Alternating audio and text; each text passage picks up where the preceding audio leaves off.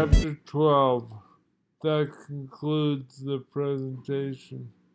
If you have questions about our proposal, now is the time to ask. I've been so focused on this presentation. I look forward to diversions, a chance to improvise on the themes put forward so far. This proposal is more suited for a politician or global leader than for me. I'm just a simple girl from Berlin. Perhaps that's why I believe it can work. Microphones were brought into the audience, and the first response was from an older German man in a suit. Thanks for this great presentation, he said. I have my doubts about certain aspects of it, though. The first is, how are we going to pay for all this? The second is, do you really believe that people will live the way you say in a zone of free energy, food, and commerce without problems? How will you enforce the rules of the quarter? The man sat back down. Good questions, Martina began. The answer to the first is the extra energy that will be produced by these molten salt solar plants will produce enough to pay for themselves in a matter of years. They will be self-funding. The second question is a bit more difficult, and we may have to look at it from country to country. Again, this may be something that is beyond my pay grade, and for political science experts and world leaders to figure out, along with the peoples and hope countries of the quarter. I took this opportunity to leave the backstage wing where I'd been sitting and walk onto stage and help Martina out. A business model for greening the earth is key, I began, picking up an extra microphone.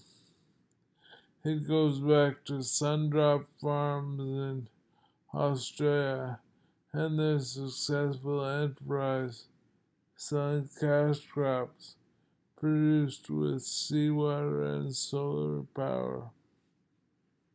The Sahara Forest Project came next, and they successfully replicated Sundrop's innovative work.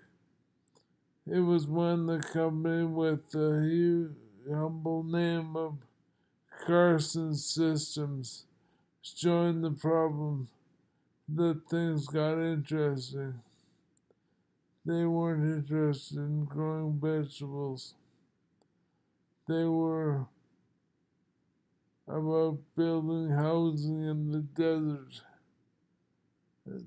They were Americans from California. And the drought in that state had made them experts in desert environment. I paused for a sip of water. This is Grant Belcher. He lives up in the Sahara, greening up stuff, Martina said. Martina came and visited me, I added. It's nice of him to help when we didn't really work out as a couple. No comment, I said, a little hurt. We can solve a lot of the world's existential crises.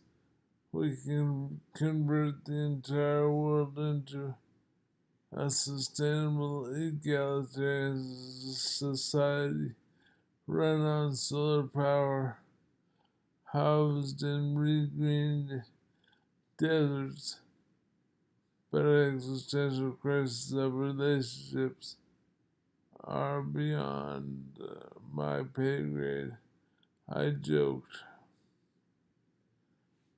The audience laughed and acted like a salve for my bruised heart. Sorry I stomped around your mangrove forest, Martinez said. It's fine. If our international eco villages can't take a little shaking of the leaves, the craziness and irrationality of human nature and human society, then we can't really call them sustainable or resilient. Then they're just self-congratulatory sandboxes, science projects. The real test is when all of you come out to the corridor and join us. We're eager to take this adventure together. Martinez smiled to a round of applause. I interrupted. On another topic, I want to point out that there is a third important strategy for paying off this quarter that we haven't talked about. After cash crops and housing, there's this global car race.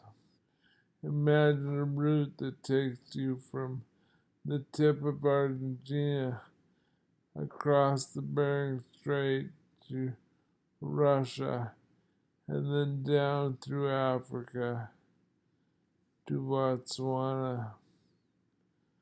Having talked about the Northern European route across Russia to Finland, but that's where the drawings are going instead of a more westerly part of Europe.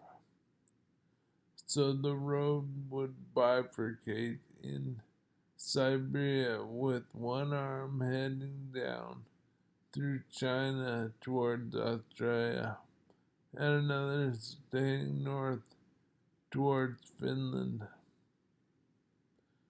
The race would be the first person to touch all 5 tips of the world. The microphone was handed on to the next audience member. So I just have a question about the solar technology. What happens if these plants break down? Wouldn't having the people so close to the facility cause a potential health hazard? Good question, but that shouldn't be a problem because the liquid is essentially just sodium nitrate and potassium nitrate. They are both completely harmless to humans and can in fact be used as an excellent fertilizer. Martina responded. So basically, if a plant was to leak, you just have an extra vibrant garden surrounding it, I added, followed by some quiet chuckles. I felt kind of ignored on my great car race idea.